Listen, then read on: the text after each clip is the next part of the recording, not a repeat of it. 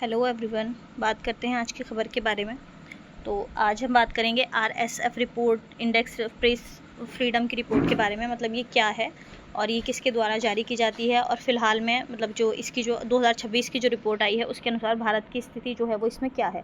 तो सबसे पहले हम बात करेंगे आरएसएफ जो है वो क्या है अपने आप में। मतलब क्या ये एक सरकारी जो है संगठन है या फिर कोई प्राइवेट संगठन है, और इसके द्वारा जो है वो क्या काम किया जाता है, और ये जो है कब स्थापना हुई।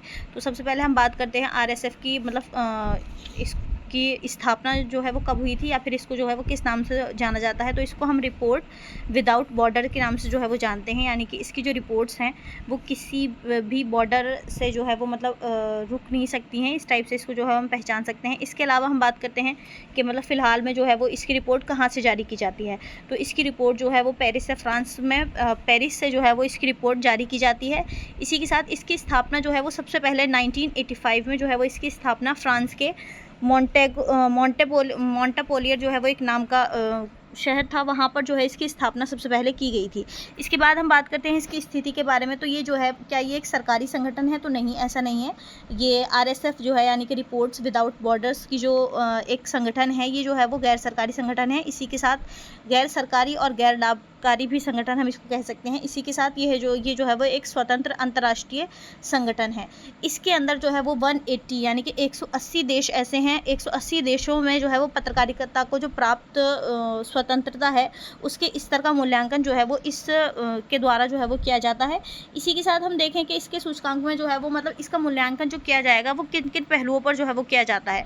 तो हम कह सकते हैं कि इसका जो मूल्यांकन है वो मुख्य तौर पर 5 जो है इसके कानूनी ढांचे हैं, उन पर इसके मतलब 5 इसके संकेतक हैं जिनके आधार पर जो है ये मूल्यांकन किया जाता है।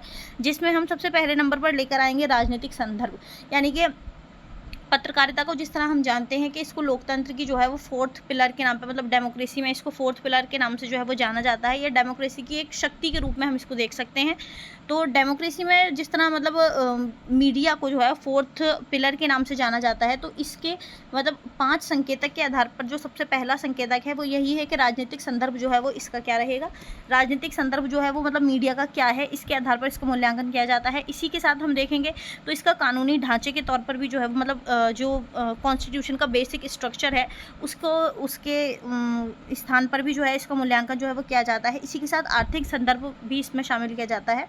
इसके बाद हम बात करेंगे इसमें जो है वो सामाजिक सांस्कृतिक संदर्भ भी इसमें शामिल किया जाता है। और सबसे लास्ट में जो इसमें शामिल किया जाता है वो है पत्रकारों की सुरक्षा। यानी कि पत्रकार जब अपनी बात रखते हैं या सरकार से वो सवाल करते हैं तो उनकी सुरक्षा को लेकर जो है वो क्या काम किया जा रहे हैं, क्या वो अपने देश में जो है सुरक्षित महसूस करते हैं या नहीं। तो ये इन सब के तौर पर जो है इसका मूल्यांकन किया जाता है। और इन सूचकांक के तौर पर जो है इसके इन संकेतों के तौर पर जो है वो इसकी रिपोर्ट जो है वो जारी की जाती है। 180 देश इसके अंदर आते हैं। अब हम बात करेंगे कि फिलहाल जो 2026 की जो रिपोर्ट है, अगर हम देखें कि इसकी रिपोर्ट जो है वो कब जारी की जाती है, तो लगभग इसकी जो रिपोर्ट होती है वो 3 मई तक जो है वो जारी कर दी जाती है। जिस तरह 2026 की रिपोर्ट जो है वो 30 अप्रैल तक जो है वो जारी कर दी गई थी। तो इसके बाद हम जानेंगे कि 2026 की रिपोर्ट में कौन सा देश जो है वो मतलब किसका स्तर जो है वो नीचे गिरा है, और कौन जो है वो लगातार अपनी स्थिति को आगे बढ़ाने पर मतलब आगे बढ़ाया हुआ है। तो सबसे पहले हम बात करते हैं कि आरएसएफ द्वारा जो जारी की गई रिपोर्ट है उसके अनुसार ये विश्व का स्वतंत्रता सूचकांक के अनुसार प्रेस की स्वतंत्रता है, जो मतलब जो 25 के निचले स्तर पर जो है वो पहुंच गई है। 2025 से जो निचले स्तर तक पहुंची है उसके बारे में हम बात करेंगे। तो रिपोर्ट के जो है वो क्या प्रभाव पड़े हैं इस पर देखेंगे। तो वैश्विक गिरावट, सबसे पहले हम देखेंगे कि वैश्विक तौर पर इसकी जो है वो क्या गिरावट देखने को मिली है। तो इसमें हम जानेंगे कि पहली बार जब इसका सर्वेक्षण किया गया था, मतलब पहली बार जो सर्वेक्षण किए गए हैं वो 180 देशों में से आधे से अधिक देश ऐसे हैं जो कठिन या फिर बहुत गंभीर श्रेणियों में आते हैं। यानी कि 180 कंट्रीज़ में से आधी से ज़्यादा कंट्रीज़ ऐसी हैं जिनको जो है वो या तो बहुत ज़्यादा मतलब एकदम वेरी सीरियस कंडीशन में जिनको देखा गया है, और एक बहुत डिफ़िकल्ट लेवल पर भी जो है वो पत्रकारों के लिए देखा गया है। इसके बाद हम बात करेंगे कि इसमें कानूनी प्रतिबंध के तौर पर जो है वो क्या क्या रखा गया है। तो कानूनी ढांचे में बढ़ते जो प्रतिबंधित हैं, मतलब जो रोक है वो लगाई गई है। प्रतिबंधों ने जो है वो लोकतांत्रिक देशों के अंदर भी सूचना के अधिकार को काफ़ी हद तक जो है वो प्रभावित किया है। इसके अंदर हम कह सकते हैं कि मतलब जिस तरह लोकतांत्रिक देशों में सूचना के अधिकार पर जो रोक लगाई जा रही है लगातार, तो इसकी वजह से भी ये जो है वो काफ़ी हद तक प्रभावित जो है वो होती हुई दिखाई दे रही है। इसके बाद हम बढ़ते हैं आगे की तरफ। तो आगे देखेंगे कि इसमें क्षेत्रीय अपडेट जो है वो क्या रही है। तो देखेंगे वैश्विक रुझान में जो है वो गिरावट होने की वजह से कुछ देशों ने जो है वो सुधार भी दिखाया है, क्योंकि वैश्विक तौर पर अगर किसी देश की मीडिया को जो है वो दिखाया जा रहा है कि वो मतलब किस लेवल पर है, तो उसी के साथ उसको जो है सुधार की ज़रूरत भी है।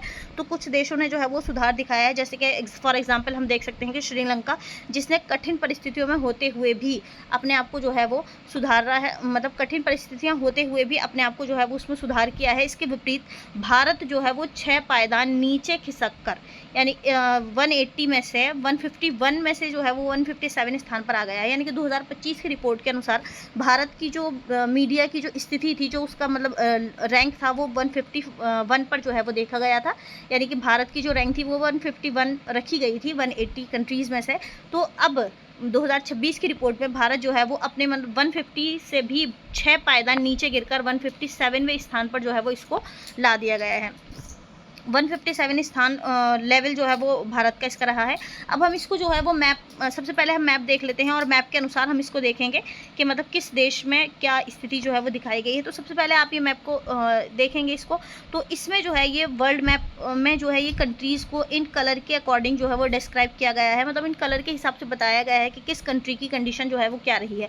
जिस तरह हम ये ग्रीन कलर को देख सकते हैं, पैरेट ग्रीन कलर को, तो इसके हिसाब से जो है वो बताया गया है कि ये वाली जो कंट्रीज़ हैं जो ग्रीन कलर में हमें नज़र आ रही हैं, इनकी जो सिचुएशन है प्रेस फ्रीडम के तौर पर, ये जो है वो मतलब गुड है, मतलब ये बहुत अच्छे तौर पर रही है। इसी के साथ अगर हम इसके नीचे वाले कलर को देखते हैं, ये येलो कलर जो है, तो इसको अगर हम देखें तो इसमें जो है वो मतलब सेटिस्फैक्ट्री के तौर पर बताया गया है कि मतलब लगभग ठीक ही है। इसमें कुछ ऐसा नहीं है कि मतलब ना तो बहुत ज़्यादा रोक लगाई गई है और ना ही बहुत ज़्यादा फ्रीडम जो है वो दी गई है। इसके बाद अगर हम देखें तो ये वाला जो कलर है नंबर 3 पर, तो ये वाला जो कलर है ये प्रॉब्लमेटिक है, यानी कि इन देशों में जो है वो कठिनाइयाँ जो है वो नज़र आ रही हैं, कुछ मुश्किलात जो हैं वो हैं। इसके बाद अगर हम देखें तो ये वाला जो कलर है, इस कलर के अनुसार ये वाली जो कंट्रीज़ हैं ये डिफ़िकल्टीज़ में है, मतलब इन पर बहुत ज़्यादा परेशानी है। इसके बाद ये जो सबसे डार्क कलर है, इस कलर के अंदर जितनी भी कंट्रीज़ आती हैं, इनकी जो कंडीशन है वो वेरी सीरियस मतलब मानी गई है। अगर हम इसमें देखें मतलब भारत की कंडीशन जो है वो क्या है, तो हम देखेंगे कि हमारे देश जो है वो वर्ल्ड मैप में यहाँ पर नज़र आता है। ये हम देखेंगे, इसको हम इस तरीके से देख सकते हैं। ये जो है ये हमारा देश है और ये वाला जो कलर है मैंने आपको बताया था ये डिफ़िकल्टीज़ में मतलब आ गया है, इसको प्रॉब्लमेटिक वे में इसको रखा गया है और हमारे जो देश का स्थान है इसमें वो 157 जो है इसका लेवल बताया जा रहा है। इसके बाद अब हम इसको कलर के तौर पर जो है एक बार फिर से हम इसको देखेंगे कि कहाँ पर जो है वो क्या रखा गया है। तो हम देखते हैं कि जो ये मैंने अभी आपको बताया था, जिस तरह कलर के अकॉर्डिंग हम इसको देखेंगे, तो मैप के अनुसार अगर हम वैश्विक रिपोर्ट को देखें तो रंगों के अनुसार इनको जो है वो दर्शाया गया है। ये जो ग्रीन कलर है इसके अनुसार बताया गया है कि इस कलर में जितने भी जो कंट्रीज़ आई हैं उनकी स्थिति जो है वो अच्छी है, उनकी रिपोर्टिंग जो है वो अच्छी बताई गई है।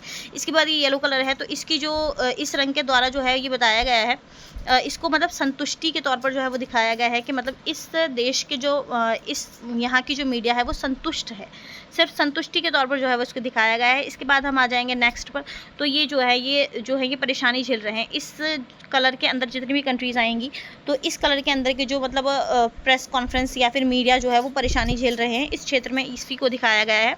इसके बाद हम देखेंगे नेक्स्ट, तो ये जो अभी हमने दिखाया था जो हमारे कंट्री का कलर जो है मतलब इस कलर के अकॉर्डिंग बताया गया है कि इसमें जो है पत्रकारों की स्थिति जो है वो कठिनाइयों को दर्शाई गई है यहाँ पर।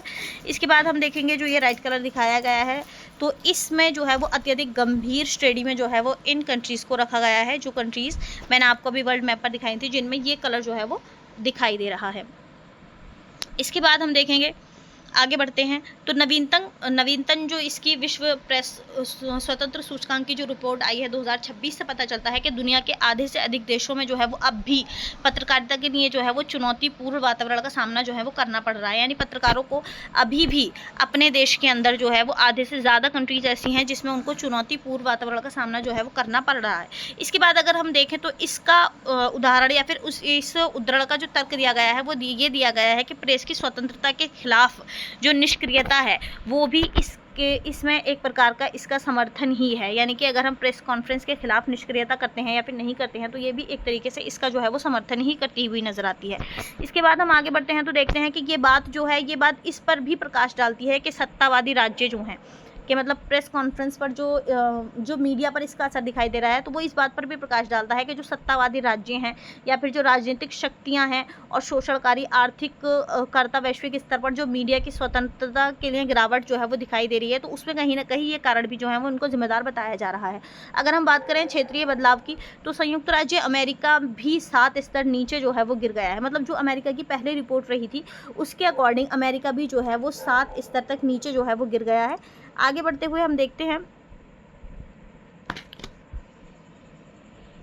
तो हम देखेंगे कि शीर्ष और जो सबसे नीचे स्तर पर प्रदर्शन करने वाले देश हैं, इसके मतलब जो ऊंचे और नीचे स्तर पर करने वाले देश हैं, तो इसमें नॉर्वे जो है वो लगातार, नॉर्वे जहां अभी हमारे जो है प्रधानमंत्री का दौरा भी रहा था, तो तब भी जो है वो कुछ क्रिटिसाइज जो है वो वहाँ पर किया गया था, क्योंकि उनके द्वारा प्रेस कॉन्फ्रेंस में जो है वो कुछ भी जवाब नहीं दिए गए हैं। तो इसके तौर पर हम देख सकते हैं कि नॉर्वे जो है वो लगातार 10वें वर्ष के अंदर भी नंबर 1 रैंकिंग जो है वो नॉर्वे की बनी हुई है, जबकि इसी के साथ इरिट्रिया लगातार तीसरे वर्ष अंतिम स्थान पर रहा है। यानी कि सबसे लास्ट जो स्थान जिसका रहा है वो इरिट्रिया का रहा है, और सबसे फर्स्ट नंबर पर जो अभी भी रहा है वो नॉर्वे कंट्री रही है।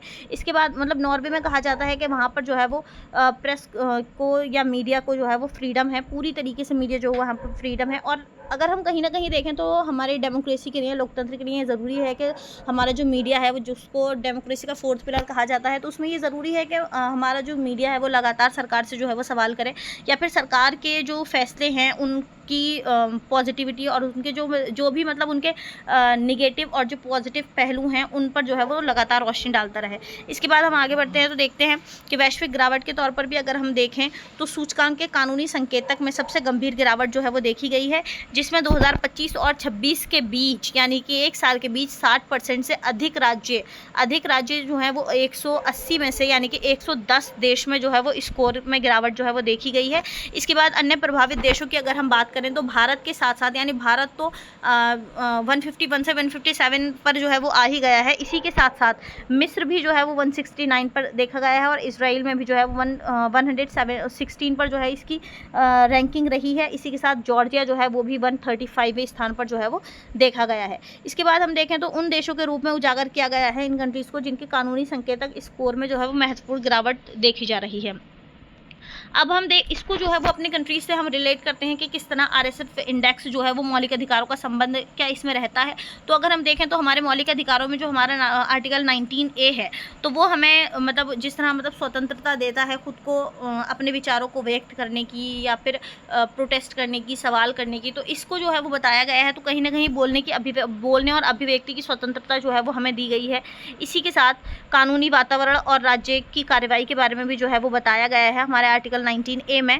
इसके बाद अगर हम देखें तो हमें सुरक्षा एवं संरक्षा का भी जो है वो हमारा मौलिक अधिकार है, हमारा ये अधिकार हमें दिया गया है। इसके बाद हम देखेंगे तो समानता और सामाजिक स्वतंत्रताएं भी हमें मौलिक अधिकार में जो है वो दी गई हैं।